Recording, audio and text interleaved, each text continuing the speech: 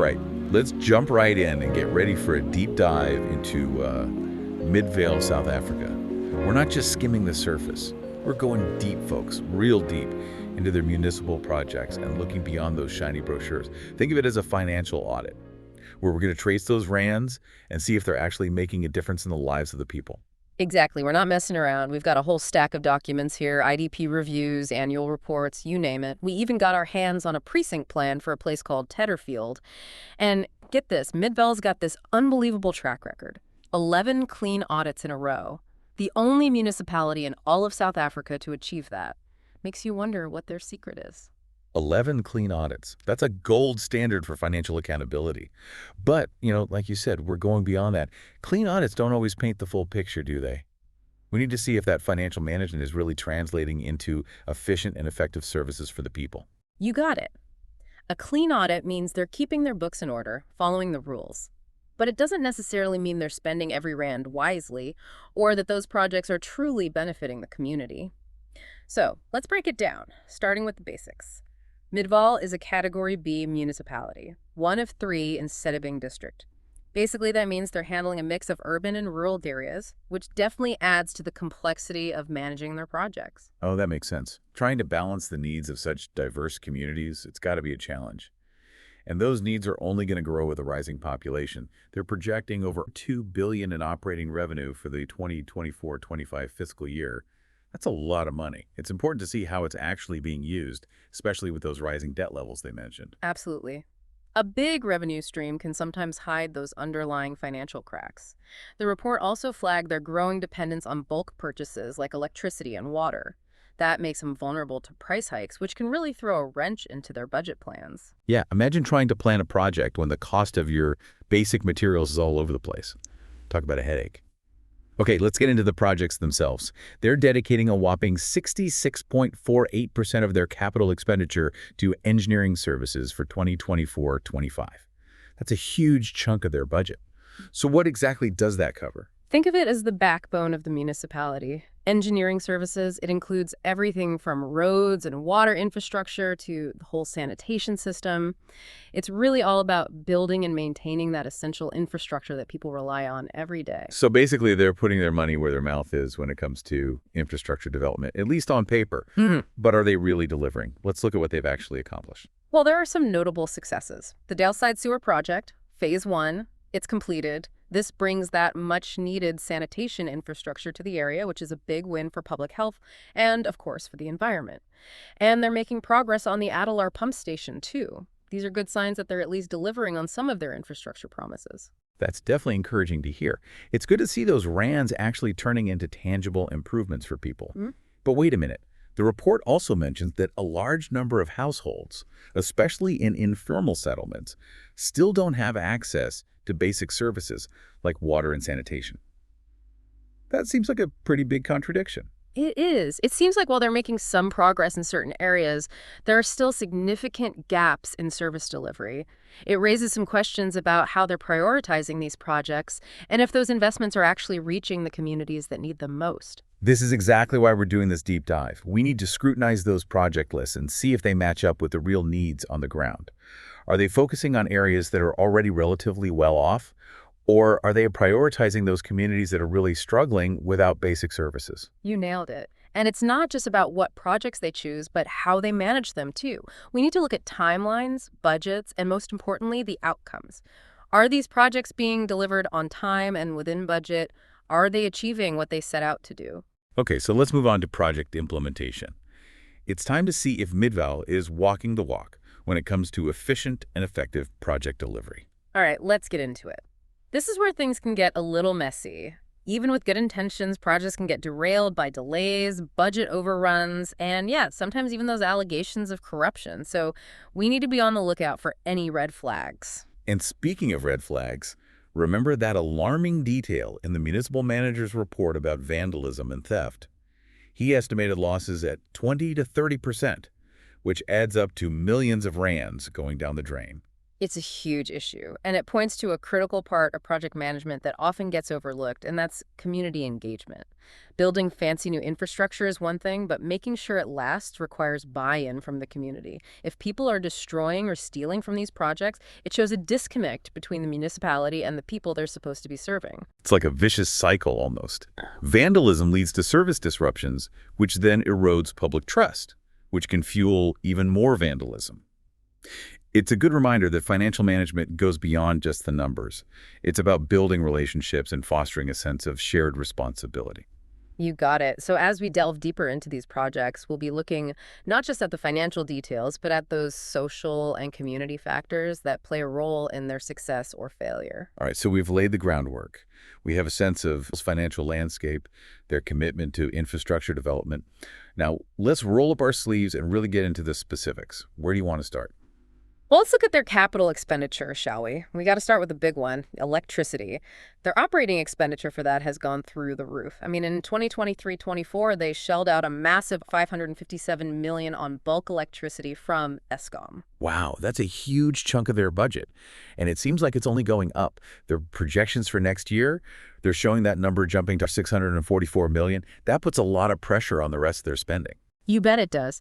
And remember, this is just for buying electricity. This doesn't even include maintaining or upgrading the actual infrastructure. So let's zoom in on some specific electricity projects and see how they're spending those rands. All right, let's shine a light on those electricity projects. Yeah. What pops out at you from their capital expenditure plan? Okay, well, there's this allocation for $10.2 million for the Sicilo electrification network. The goal is to connect households in that informal settlement to the grid.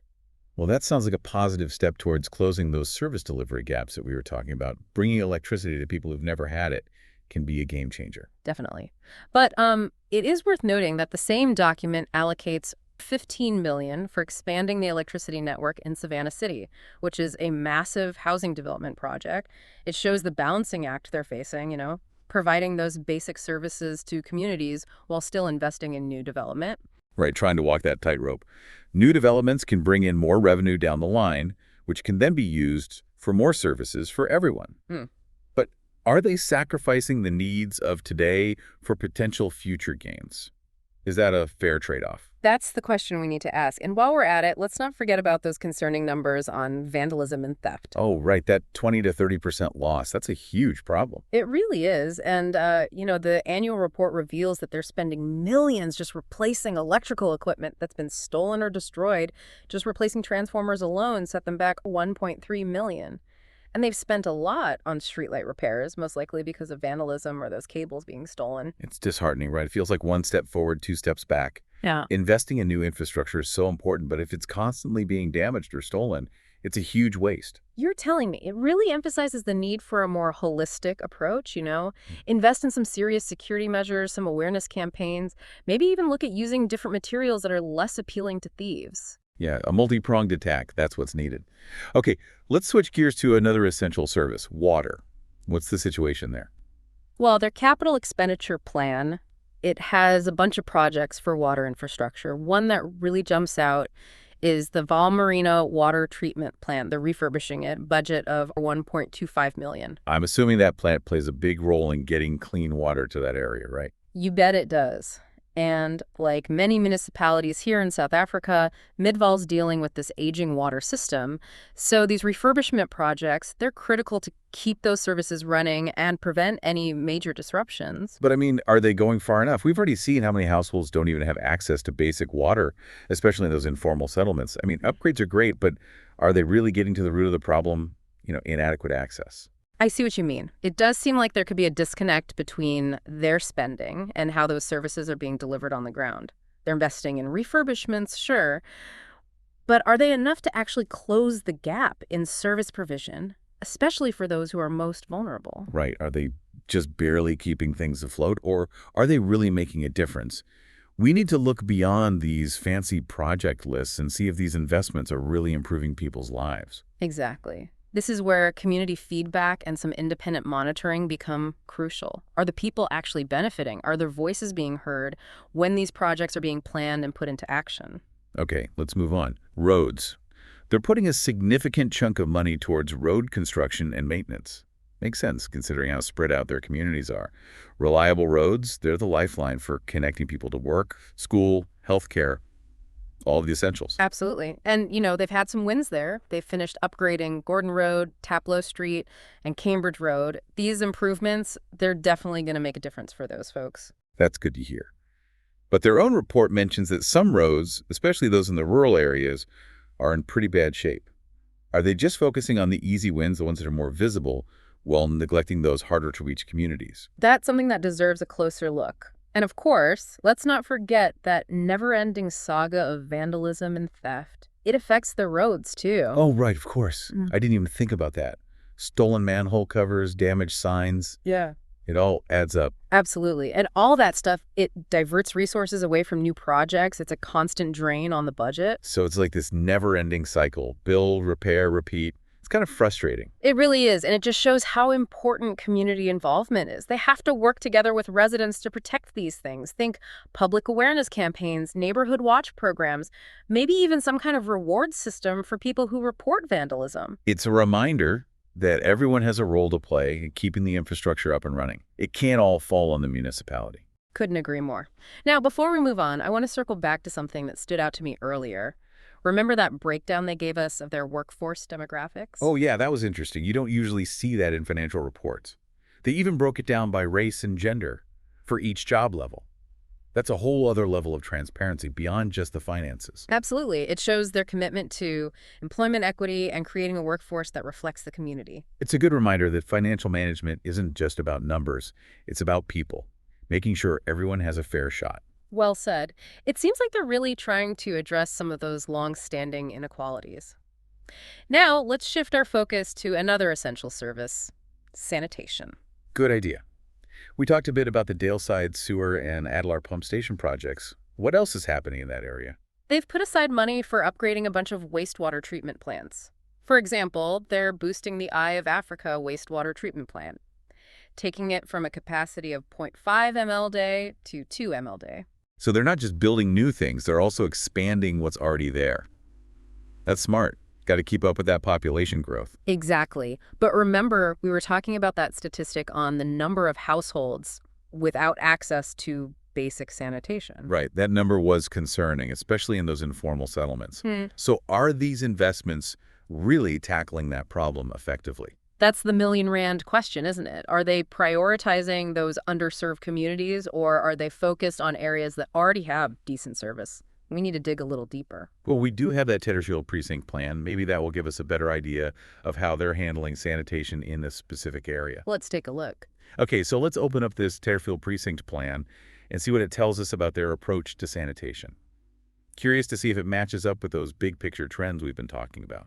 Well, they do mention sanitation in the plan, but it's not their main focus. It highlights how Tetterfield relies mostly on those septic tanks and French drains, which, is pretty common in rural areas. It's not always easy to hook up to a centralized sewer system in those places. Yeah, that makes sense. But relying on those individual septic systems, it can be a bit risky, right? Yeah. What if they're not properly maintained? Could cause some environmental problems, couldn't it? Absolutely. If a septic system starts leaking, it can contaminate the groundwater. That's a serious health risk.